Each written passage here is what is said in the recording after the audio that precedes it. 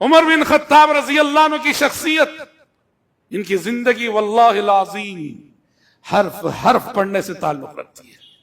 ان کی نصیحتیں، ان کے عملی اقدامات، ان کا زہد، ان کا تقوی، ان کی خشیت، ان کی انابت اللہ، عمر بن خطاب رضی اللہ عنہ کی شخصیت ہمارے لیے ایک بہترین نمونہ ہے۔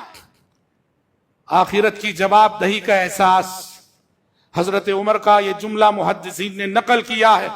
حضرت عمر فرماتے تھے تصور آخرت کہ انسانوں اس دنیا میں رہ کر کہیں اس دنیا کے فریب اور دھوکے میں مبتلا نہ ہو جاؤ، اسی دنیا کو سب کچھ سمجھ نہ جاؤ، اصل زندگی وہ ہے جو آنے والی ہے، اور یہاں تمہیں ایک مقصد کے لیے بھیجا گیا۔ کیا نصیحت کرتے تھے حضرت عمر؟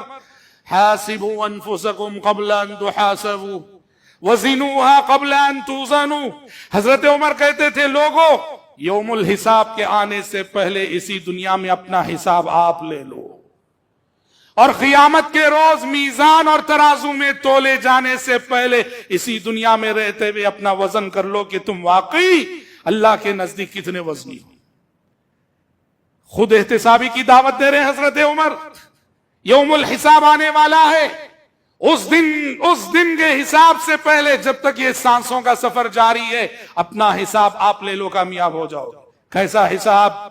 حضرت علی بن ابی طالب رضی اللہ عنہ کے حوالے سے امام بخاری رحمت اللہ علیہ نے، جو اپنے آپ میں وہ خود احتسابی کرتے تھے، تنہائیوں میں اپنا حساب آپ لیتے تھے کہ کہاں تک ہم مقصد زندگی سے جڑے ہوئے ہیں۔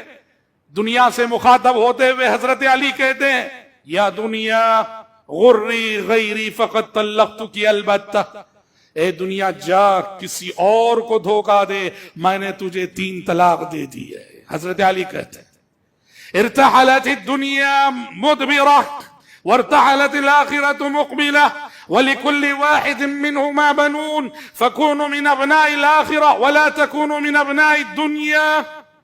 فرماتے تھے لوگوں دنیا پیٹ پھیر کے جا رہی ہے، آخرت تمہارے سامنے آ رہی ہے، اور دنیا اور آخرت دونوں کے چاہنے والے ہیں، تم آخرت کے چاہنے والے بنو، دنیا کے عاشق نہ بنو، دنیا کے چاہنے والے نہ بنو۔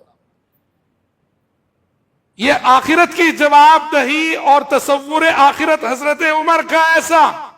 اور حضرات حضرت عمر بن خطاب رضی اللہ عنہ کا عدل و انصاف کیسا؟ حضرت عمر بن خطاب رضی اللہ عنہ کا عدل و انصاف کیسا؟ اللہ اکبر۔ سلف نے اپنے دور میں کہا تھا ما فی زماننا شیء اقل من الانصاف، ہمارے دور میں اگر کم سے کم کوئی چیز دکھنے میں آتی ہے تو وہ انصاف ہے اور عدل ہے۔ آدمی اپنے لیے الگ پیمانہ، دوسروں کے لیے الگ پیمانے، انصاف کا کیسے کیسے ہم خون کرتے ہیں۔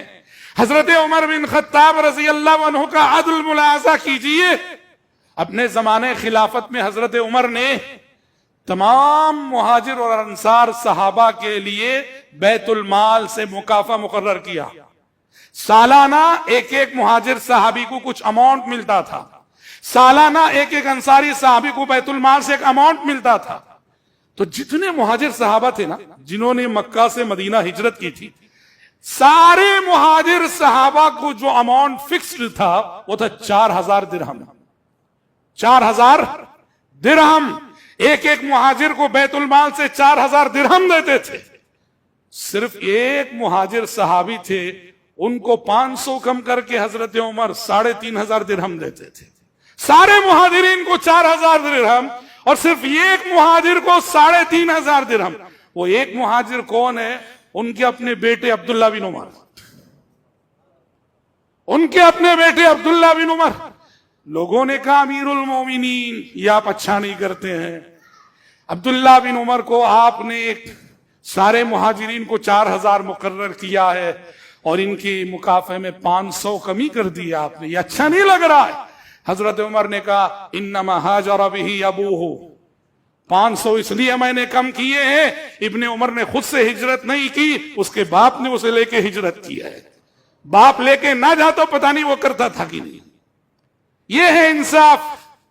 اس لیے دنیا حضرت عمر کی مثال عدل کی جب بات آتی ہے، آج تک حضرت عمر کی مثال دنیا دیتی اور قیامت کی صبح تک دیتی رہے گی۔ ओहदा व मनसब ये हर जगह का मसला है, हमारी जमात का मसला है, जमीयत का मसला है, हुकूमतों का मसला, ओहदा व मनसब। कुर्सी की दौड़ में कुर्सी कुर्सी कुर्सी। हजरत उमर बिन खत्ताब रजी अल्लाह अन्हु देखिए खलीफा बन गए। जब उनके सामने उनकी जिंदगी के आखिरी अय्याम में ये मशवरा आया, लोगों ने मशवरा दिया, अमीरुल मोमिनीन अपने बाद कोई वली अहद मुकर्रर कर दीजिए कि आपके बाद जब आप दुनिया से रुखसत हो जाएंगे किसे खलीफा होना चाहिए, एक वली अहद मुकर्रर कर दीजिए। अच्छा, पहले तो ये मशवरा आया कि वली अहद मुकर्रर कर दीजिए, फिर देखा कि दूसरे बाद सहाबा मशवरा देने लगे कि अमीरुल मोमिनीन हमारा मशवरा है, अपने बाद वली अहद के तौर पर अपने बेटे अब्दुल्ला बिन उमर को जो है नाफिज कर दीजिए, ये वसीयत कर दीजिए कि आपके बाद अब्दुल्ला बिन उमर खलीफा होंगे। हजरत उमर जो आखिरत की जवाबदही के एहसास से तड़प रहे थे, उन्होंने देखा ये बारे खिलाफत जो मैं अपने नातवा कंधों पे उठा लिया, अब मेरे बाद मेरी औलाद के कंधों पे ये अमानत आने वाली है। डर गए जब कुर्सी के लिए, खिलाफत के लिए लोगों की जबान पे अब्दुल्ला बिन उमर का नाम आ रहा है, डर गए हजरत उमर। अब्दुल्ला बिन उमर की हैसियत को घटाने के लिए लोगों की नजरों में हजरत उमर ने कहा, लोगों तुम कह रहे हो कि मैं अपने बाद वलीअहद के तौर पर अब्दुल्ला बिन उमर को तय करूं? अरे जिस शख्स को बीवी को तलाक देने का तरीका नहीं आता वो कहां से खिलाफत की जिम्मेदारी निभाएगा? हजरत अब्दुल्ला बिन उमर से भूल हो गई थी ना, प्यारे नबी की जिंदगी में हालत हैज में अपनी जौजा को तलाक दे दी थी उन्होंने। हालत हैज में तलाक देना मना है। हजरत अब्दुल्ला बिन उमर ने हालत हैज में तलाक दे दी थी। प्यारे नबी ने कहा रुजू करो, बाद में उन्होंने रुजू किया था, समझ रहे? तो हजरत उमर देखिए, जब देखा कि मेरे बाद इस ओहदे के लिए बेटे का नाम आ रहा है, डर गए। अब इब्ने उमर की हैसियत को लोगों की नजरों में घटाने के लिए कि कोई उनका नाम ना ले, कहा जिस शख्स को बीवी को तलाक देने का तरीका नहीं मालूम वो कहां से खिलाफत की जिम्मेदारी निभाए। यह है हजरत उमर। और हजरत आप जानते हैं कि उन्होंने जब वो हुक्मरान बने और खिलाफत की जिम्मेदारी निभाई, किस एहसास के साथ और किस जिम्मेदारी के साथ निभाई। उनका एक जुमला मुअर्रिखीन नकल करते हैं, हजरत उमर का एक जुमला, वो एक जुमला काफी है ये समझने के लिए कि हजरत उमर ने ओहदे को किस नजर से देखा और कैसे संभाला। वो कहते थे, वल्लाहि लौ अथरत बगलतुन फिल इराक लखशीतु अन यसअलनी अल्लाहु अज़्ज़ व जल लिमा लम तुस्लिह लहा तरीक़ या उमर।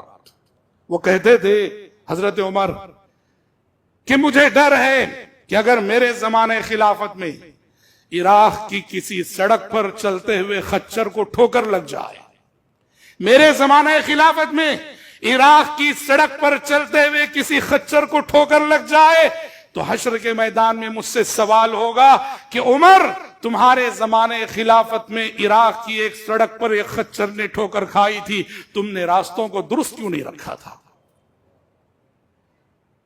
इस एहसास जिम्मेदारी के साथ ओहदे को निभाने के बावजूद डर कितना जानते हैं?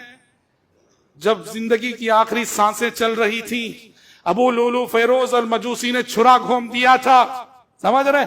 आखिरी सांसें जारी थी और सब लोग आके दिलासा देके जा रहे थे, कौन सी सांस आखिरी हो जाए पता नहीं। उस वक्त लोगों ने बाज आने वालों ने हजरत उमर के सामने उनके कारनामे गिनाए, अमीरुल मोमिनीन आपने तो ये कुर्बानी दी है, आपने तो ये कारनामा अंजाम दिया। उस वक्त हजरत उमर ने कहा था, ला लिया वला अलैया, कहा कि लोगों तुम लोग मुझे ख्वाब दिखा रहे हो, मेरी खिदमत गिना रहे हो, मेरा एहसास और मेरा दिल इस वक्त ये कह रहा है कि मैंने जो खिलाफत की जिम्मेदारी अपने नातवा कंधों पे उठाई और खिलाफत की जिम्मेदारी मैंने संभाली, अगर कल हश्र के मैदान में ये ऐलान हो जाए कि उमर खिलाफत की जिम्मेदारी को निभाने में नाजरो सवाब का मुस्तहिक है, नाजाब व इक़ाब का मुस्तहिक है, तो समझूंगा कि मेरा बेड़ा पार हो गया। न मुझे सवाब मिले इस पर, न मुझे अजाब मिले इस पर। यह है हजरत उमर।